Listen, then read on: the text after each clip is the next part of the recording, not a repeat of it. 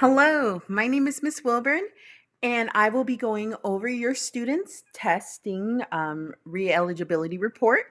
So we're going to go ahead and start off with the academic achievement. The first test we have for CS is the Woodcock-Johnson 4 test of achievement, and the average for that is 100, and anything below 100 is considered in the low range. So I'm going to go ahead and go over those testing scores. Letter word identification below 40, applied problems below 40, spelling below 40, passage comprehension 47, calculation below 40, sentence reading fluency is 61. And then if so that would put her in the um below average range. So it's a very low, she scored a very low range in all of those areas. So there's also another Woodcock Johnson test, but that is of cognitive abilities. And I'm also reading the report. So, and I know you were sent a copy, so go ahead and get that up. And we're going to move on to page 7. We're currently on page 6. I do apologize. So on the Woodcock Johnson for test of cognitive abilities, that test is testing, it's an IQ test as compared to the first test, the Woodcock Johnson for test of academic achievement, of a test of achievement really focuses on where she's at academically. And so we're going to move on to the cognitive abilities test. She had scored less than 40%. Or I'm sorry, not 40%, less than 40 was the score. And that is intellectual, it falls under intellectual functioning.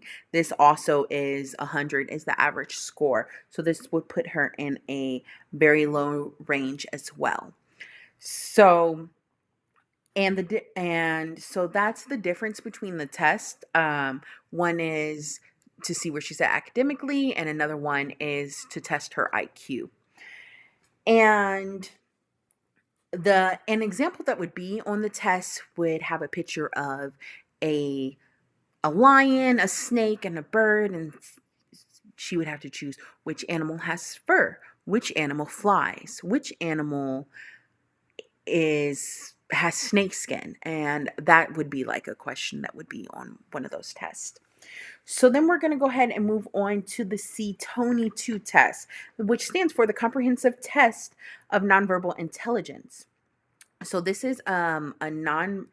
test is for people who are nonverbal, and I do see in here that your student is nonverbal and does have a hard time communicating her needs. And we're just going to go over that scale. So anything below 85 is below average. And she's currently sitting at a 47. That's what she tested. Or I'm sorry, a 57. I do apologize. She tests at a 57. So you might be thinking, why does she test higher on this test as compared to the Woodcock-Johnson test? Well, on this test, for her full scale score of a 57, it is on a different scale. And this is a test that is for um, nonverbal people, right? So, and that test focuses on skills, reasoning, and also problem solving. And so, how we know that these tests are accurate is let's see, the psychometric evidence that has been proven, and then like test reliability as well. So, to help place students in the correct setting for their academic needs. And so, CS has also taken another test that we're going to go over, which is really her behavior. So, I do see that there are notes in here that CS will hit and will yell and laugh at inappropriate things at inappropriate times. And we definitely want to make sure that we are testing her exactly where she needs to be and giving her the correct test to place her properly. So we gave her the Adaptive Behavior Assessment System third edition, so the ABAS dash 3. So this was a test that you did, and also a test that the teacher has done as well. So I'm going to give you 2 scores for each section. So, conceptual is 59.67, social 65.77, practical 73 and 64, general adaptive composite is 64 and 66. So these scores are very similar, and this is also a low range because the average range is from 89 to 99. So that puts her in a very low range for that as well.